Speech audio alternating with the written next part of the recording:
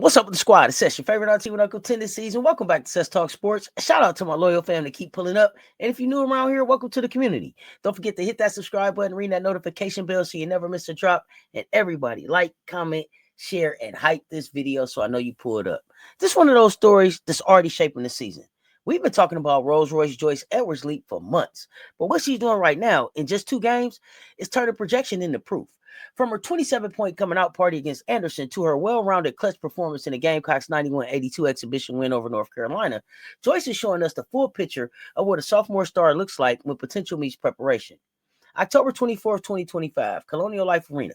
Beyond measure era fired up with 112-31 demolition of Anderson University.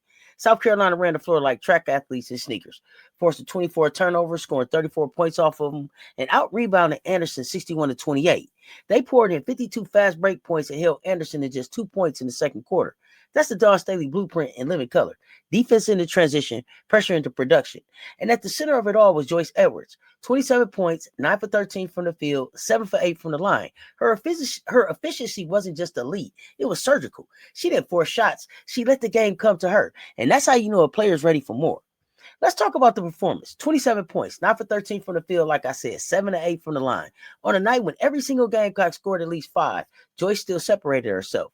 But here's what's crucial. She didn't dominate the ball. She didn't jack up 20 shots to get there. She didn't need isolations run for her for every trip down. She got her points in flow, transition buckets, slashing off the catch, finishing plays the teammates set up, drawing fouls by being aggressive and poised. That tells you everything about who she is right now, because there's a difference between a stat stuffer and a system star.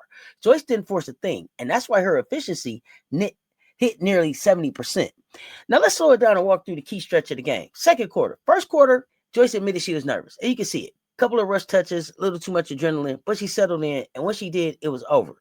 In that second quarter, she scored 10 points. She got a transition layup after Raven Johnson picked off a pass and pushed it up. She followed with a mid-range jumper off the baseline, smooth, confident. Then she finished an and one after taking contact on the drive, hitting the free throw to complete it. And she capped it with another slash and finish off a dish from Latson. That was the kill shot. Anderson only scored 2 points in the whole quarter. Joyce alone scored 10. That's not just scoring, that's momentum. That's imposing will. That's the moment when nerves turned into control and the sophomore looked like a veteran. To appreciate the leap, we got to go back to last year. Freshman Joyce Edwards was technically a bench player, but she still led South Carolina in scoring, 12.7 points per game overall. 13 points in conference play, shot 55.8% from the field, 4th best in the SEC, and she did it in a crowded roster full of veterans. That earned her first team All-SEC and SEC All-Freshman team. Only 2 Gamecocks had done that before as freshmen, Asia Wilson and Aaliyah Boston. That's Mount Rushmore territory. But here's the thing. Last year, she was a spark. This year, she's the fire. Dawn didn't just give her a starting spot. She gave her the responsibility to be the primary offensive option at times. And against Anderson, Joyce didn't just meet that moment. She defined it. Last season, Joyce averaged 12.7 points per game, hitting 55.8% of her shots. That's already elite efficiency, especially for a freshman. But in her sophomore debut, she doubled her scoring output, pouring in 27 points while raising her efficiency all the way to 69.2%. Usually when a player takes on more responsibility and more shots, the efficiency drops. For Joyce, it spiked. That tells you this offseason wasn't just about lifting weights or conditioning. It was about mastering the art of shot selection. It was about sharpening her timing, learning when to attack and how to pick her spots. She's not just scoring more, she's scoring better. And the free throws matter just as much. Last season, we saw flashes of what she could do, like the night she went 7-7 against Alabama. Against Anderson, she proved it's no accident, hitting 7 of 8 for 87.5%. For a player who lives in the paint and draws contact constantly, that's the mark of growth. That's the polish that separates raw athleticism from refined stardom. South Carolina's beyond measure identity is tailor-made for Joyce. Defense feeding offense, chaos feeding transition, transition feeding dominance. Against Anderson, the stats told the story. 24 turnovers forced, 34 points off those mistakes, 52 fast break points, a plus 33 rebounding margin, and a 68-12 edge in the paint. Every one of those numbers connected directly to Joyce's game. When turnovers were forced, she was the one sprinting the floor, finishing plays. When Okote controlled the glass, Joyce was the one leaking out for layups. When the team punished the paint, Joyce was right in the middle of it. She's not a player who thrives in spite of the system. She thrives because she's a perfect expression of it. And then there's the help around her. Dawn didn't just recruit talent. She built a roster that amplifies Joyce's strengths. Take Medina Okote. In her debut, she went for 17 points, 15 rebounds, and 6 blocks. She's a defensive wall and a rebounding machine. When Okote plants herself in the paint, defenses have no choice but to collapse. That opens baseline lanes. That creates space, and Joyce thrives in those gaps. Then you got Tanaya Latson, a proven perimeter scorer, a sniper who forces defenses to stay honest on the arc. That spacing stretches defenses thin, giving Joyce her runway to slash. And remember, that wasn't a one-woman show. Against Anderson, every single Gamecock on that floor scored at least 5 points. That's balance. That's team basketball. And yet, even in that balance, Joyce still rose above, scoring 27 without breaking the system. Coach Staley said it plainly. Joyce played like she's been practicing, super high intelligent, high competitor, very mature for her age. That maturity is what showed in her second quarter takeover. First quarter, she admitted she was nervous, but instead of spiraling, she steadied herself. And by the time the second quarter hit, she was dictating tempo, scoring 10 points while Anderson barely got 2. And it wasn't just the scoring, it was how she got the points. Efficient, controlled, in rhythm. No selfish isolations, no wasted possessions, just smart basketball over and over again. That's why you could project this forward with confidence. Because she's not producing through force, she's producing through fit. The first step forward has to be her perimeter game. She's shown touch, but she hasn't proven she can consistently hit the 3. SEC defenses are too smart. Eventually, they'll pack the paint. She's got to make them pay for it. The second step is half-court playmaking. Right now, she's deadly in transition, but the SEC is going to slow games down, grind possessions, and throw doubles at her. She's going to have to read traps, move the ball, and create offense for others under pressure. This vision is there. In high school, she averaged almost 3 assists per game. Now it has to translate against the best defenses in the country.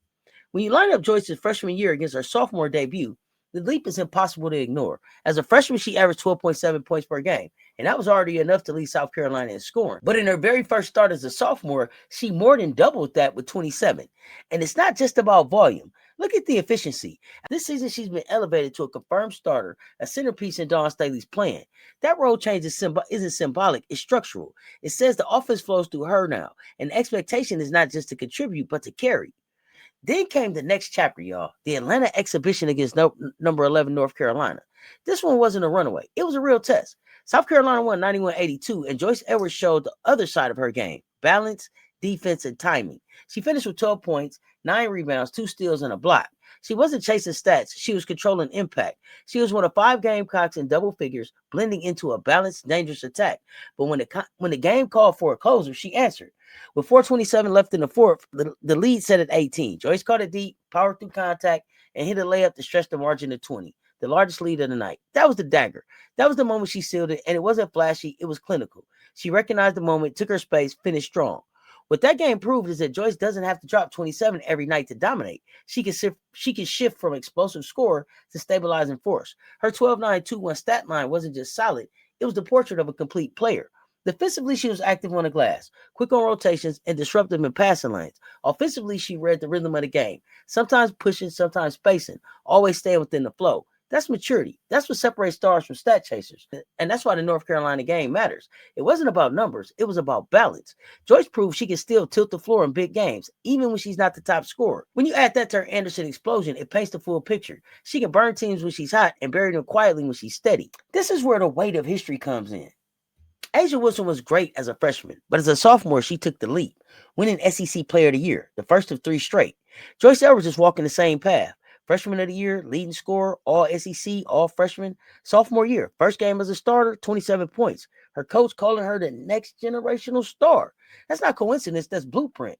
Dawn knows what she's doing. She's intentionally placing Joyce inside the Wilson model, not just to inspire her, but to set the expectation. Greatness is the standard here, not the ceiling. Listen, Texas joined last season with Madison Booker. She's the preseason SEC Player of the Year. LSU's Flau'jae Johnson, she plays on both ends. Oklahoma's Reagan Beers, powerhouse in the paint. Vanderbilt's Michaela Blake's rising star.